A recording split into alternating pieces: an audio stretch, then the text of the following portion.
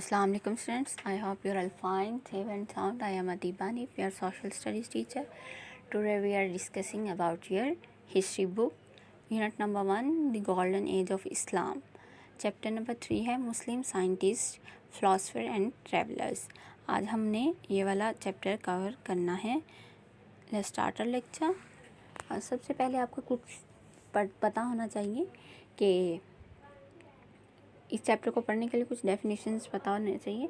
सबसे पहले ट्रैवलर्स कौन होते हैं? समबॉडी हु हैज़ ट्रैवलर और ट्रैवल्स एक्सटेंसिवली, मतलब जो ट्रैवल करे और मतलब बहुत ज़्यादा ट्रैवल करे. अब ट्रैवल की नोयत तो मुख्तलिफ होती हैं.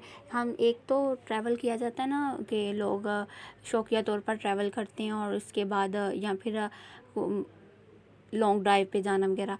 ऐसा नहीं, वो क्या करते हैं नॉलेज हासिल करने के लिए, अपनी मतलब कुछ एक्सपेरिमेंट्स करने के लिए ट्रैवल करते हैं. इसमें वो वाला ट्रैवलर यूज़ होगा. आगे philosophers somebody who seeks to understand and explain the nature, life and reality, especially a scholar or philosophy और related field. मतलब क्या है कि जो कि नेचर, जो फितरी तौर पर लाइफ है, इसमें जो हक़ाइक़ हैं उनको जानने की कोशिश करे, उनको समझने की कोशिश करता है, वो फ़िलासफ़र होता है. और इसमें कौन से एक स्कॉलर आ जाता है या फिर एक फ़िलासफ़र और रिलेटेड फील्ड, और या फिर इसी फील्ड से कोई और जो रिलेट कर रहा होता है, scientist. The person who studies physical world through systematic developed method. Systematic method मतलब वो ऑब्जर्वेशन करेगा, उसके बाद वो एक्सपेरिमेंट्स करेगा, उस एनालाइज करेगा, और फिर वो अपनी जो उसके रिज़ल्ट्स हैं उसे हमें एक वेल मैनर्ड फॉर्म में हमें प्रोवाइड करेगा. उसे वो क्या कहते हैं, साइंटिस्ट उसे बोलते हैं. Okay, let's start our lecture. First है आज हमारा topic, write a short note on the life of Ibn Battuta और अल-बिरूनी एंड इब्ने रुश्द. ये 3 साइंटिस्ट को आज हमने पढ़ना है, इनकी लाइफ के बारे में पढ़ना है. सबसे पहले इब्ने बतूता, तो ये इसकी डेट ऑफ बर्थ क्या है? इसका पूरा नाम था Abu Abdullah Mohammad Ibn Battuta. Was born on 24 फरवरी इन 1304. और इसकी नेशनैलिटी क्या थी? मार्कोन, मुस्लिम स्कॉलर एंड ट्रैवलर. ये मतलब मार्कोन का एक मुस्लिम स्कॉलर था और ट्रैवलर था. ऑक्यूपेशन, ही वाज ए ट्रैवलर. मेन ये एक ट्रैवलर था. इसने later he was appointed as a जज इन मार्को में बाद में ये जज अपॉइंट हुआ था, लेकिन फर्स्टली ये ट्रैवलर था. मेन अपनी जो एजुकेशन कंप्लीट करने के बाद फिर इसने अपनी नॉलेज को बढ़ाने के लिए, कुछ एक्सपेरिमेंट्स करने के लिए ट्रैवल स्टार्ट किया था. नेक्स्ट है हमारे पास इसकी जो मेजर कंट्रीब्यूशंस और अचीवमेंट क्या थी. मतलब इसने जो हमारे पास नॉलेज आया उसमें इसकी अचीवमेंट्स क्या थी, इसने क्या कंट्रीब्यूशन इसमें की थी. Ibn Battuta helped exchange cultural and geographical information which aided in understanding culture and diversity and encouraged other people to explore the world. मतलब इसने क्या किया था, जो बदलता हुआ हमारा कल्चर है और जियोग्राफिकल इंफॉर्मेशन है, मतलब ज़मीन कैसे बदली, मतलब एवोल्यूशन हुई ना ज़मीन पर भी. ज़मीन की भी काफ़ी हद तक चेंज हुई.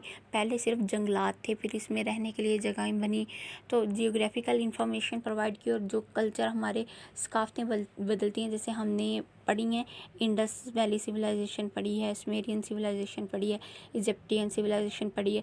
मीन इसके बारे में इसने नॉलेज प्रोवाइड किया था और लोगों को इनकरेज किया था कि वो भी वर्ल्ड को एक्सप्लोर करें, वर्ल्ड के दुनिया के मुतालिक नॉलेज को गेन करें. नेक्स्ट हमारे पास सेकंड साइंटिस्ट है Al-Biruni. He was born in 1937 AD in a village outside the city of Khwarazm. ये ख्वारज़िम एक सिटी थी, मतलब उसके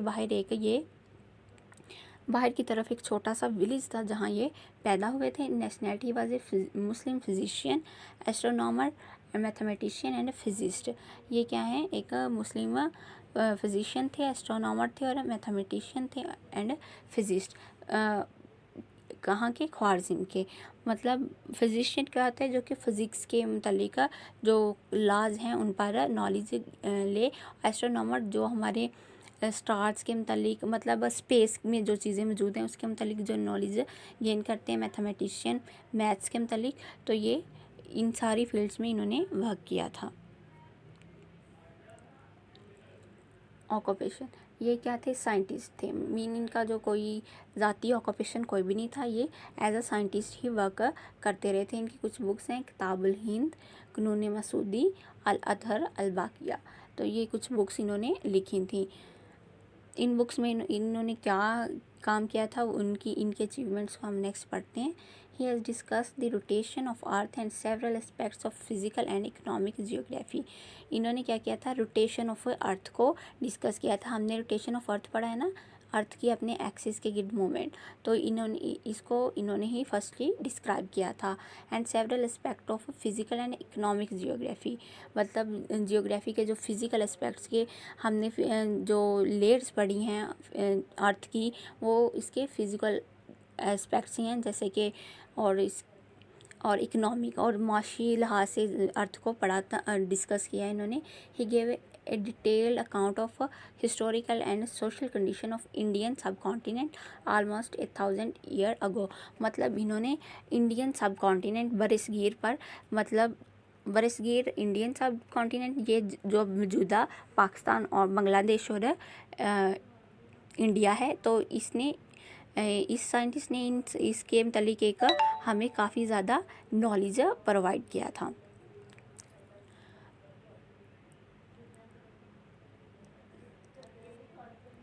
नेक्स्ट है लास्ट साइंटिस्ट आज का इब्ने रुश्द। अबुल वाली मोहम्मद इब्ने रुश्द इनका कंप्लीट नेम है। Was born in 1126 in Cordoba. He is Muslim thinker and scientist of Spain.